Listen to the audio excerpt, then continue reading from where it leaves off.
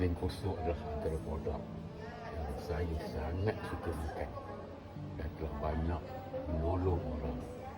Antara fungsi bengkosok ni adalah seperti yang ternyatakan di atas. Contohnya improve metabolisme, boost overall health.